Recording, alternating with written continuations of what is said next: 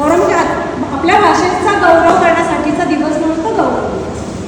आपण आत्ताच बघितलं की कुसुमाग्रजांचा जन्मदिवस आहे आज, आणि त्यांचा जन्मदिवस मराठी भाषा दिवस म्हणून साजरा होणं ही खरंच खूप अपूर्वाची गोष्ट आहे. कारण एखाद्या व्यक्तीच्या वाढदिवसामुळे त्या भाषेचा गौरव दिवस साजरा केला जाणं ही खरंच खूप मोठी गोष्ट आहे. तर आधी मी तुम्हाला कुसुमाग्रजांची एक कविता ऐकवेल, नंतर मी माझी कविता.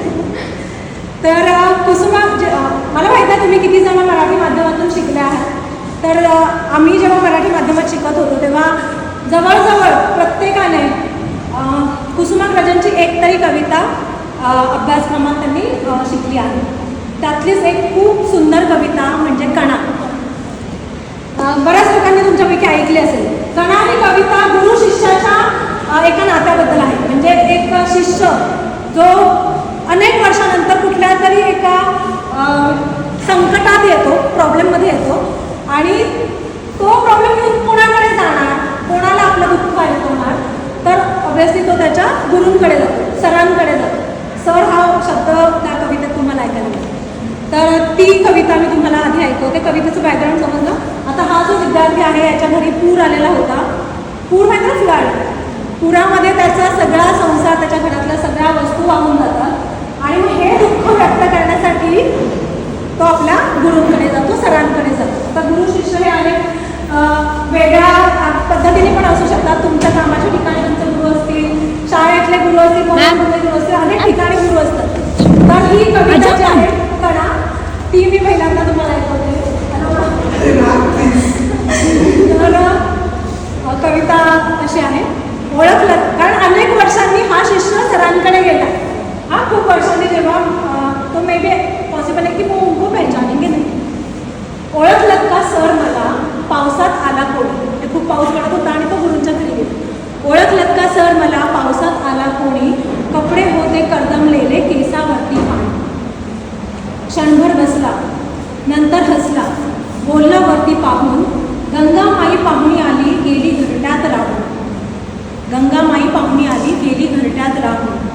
माहेरवाशी पोरीसारखी चार भिंतीत नाचली, मोकळ्या हाती जाईल कशी, बायको मात्र वाचली. म्हणजे त्याचं सगळंच गेलं, सगळं सामान वाहून गेलं, फक्त त्याची बायको वाचली आणि तो वाचला. मोकळ्या हाती जाईल कशी, बायको मात्र वाचली. कारभारणीला घेऊन संगे सर आता लढतो आहे, चिखलगाळ काढतो आहे, मोडकी भिंत काढतो आहे. म्हणजे आम्ही दोघं मिळून आता जो काही संसार आमचा पडलाय त्याला बांधण्याचा प्रयत्न करतो. खिशाकडे हात जाताच हसत हसत उठला, पैसे नकोच सर मला जरा एकटेपणा वाटला. खिशाकडे हात जाताच हसत हसत उठला, पैसे नकोच सर मला जरा एकटेपणा वाटला. मोडून पडला संसार तरी मोडला नाही कणा. कणा म्हणजे तुमचं बाळबोन रेडी आहे. मोडून पडला संसार तरी मोडला नाही कणा, पाठीवरती हात ठेवून नुसतं लढ म्हणा. पाठीवरती हात ठेवून नुसतं लढ म्हणा. म्हणजे त्या शिष्याची आपल्या सरांकडून गुरूंकडून एकच अपेक्षा आहे की तुम्ही मला फक्त तो एक आधार द्या की जेणेकरून मी पुन्हा उभी राहील आणि पुन्हा माझा संसार जो वाहून गेला तो करते. तर ही कविता आम्ही शाळेत असताना तेव्हापासून जी पाठ आहे ती आत्तापर्यंत आहे, आणि आमच्यापैकी जेवढे जण ही कविता शिकले त्यांची सगळ्यांचीच ती पाठ असेल. मागे तुम्ही एक कार्यक्रम बघितला असेल तेव्हा विकी कौशलने एका कार्यक्रमात ही कविता सादर केली होती. ते खूप सुंदर आहे, त्याच्या मागचा अर्थ खूप सुंदर आहे. कारण शिष्यांची आपल्या गुरूंकडून हीच अपेक्षा असते की आम्हाला काही नको, फक्त तुमचा हात आमच्या पाठीवर असू द्या, आणि त्या आशीर्वादानेच आम्ही आमचं सगळं जे काय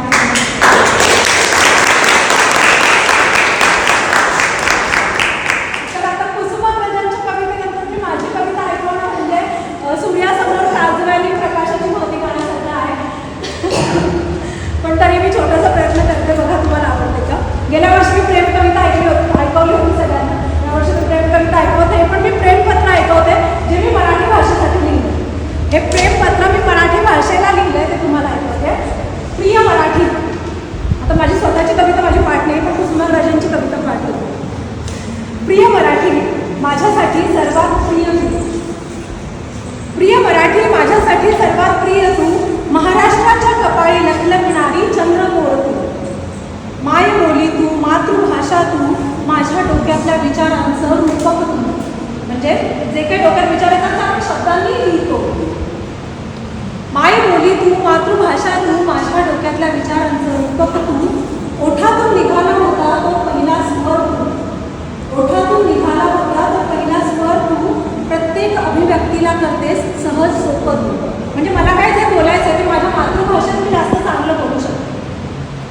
कधी अंगाई गीतासारखी कोमल तू. अंगाई म्हणजे जो लोरी गाते बच्चों को, दॅट इज कॉल्ड अंगाई इन मराठी. कधी अंगाई गीतासारखी कोमल तू, कधी संतांच्या अभंगातली मधुर लय तू, कधी पोवाड्यातली ज्वलंत जिद्द तू, कधी पोवाड्यातली ज्वलंत जिद्द तू, कधी डोळ्यात पाणी आणणारी हळवी प्रेम कविता तू. शाळेच्या वहीच्या पहिल्या पानावर उमटली होतीस तू. कारण आम्ही मराठी माध्यमातून शिकलोय, आम्ही पहिलं अक्षर गिरवलं ते अ होतं. शाळेच्या वहीच्या पहिल्या पानावर उमटली होतीस तू, तीच अक्षरे गिरवीत आम्हास मोठे केलेस तू. वाचनात, लेखनात, विचारात आणि मनात, वाचनात, लेखनात, विचारात आणि मनात सर्वत्र असतेस तू. तूच माझी ओळख, सतत साथ देतेस तू. तूच प्रिय भाषा आणि माझी ताकद तू.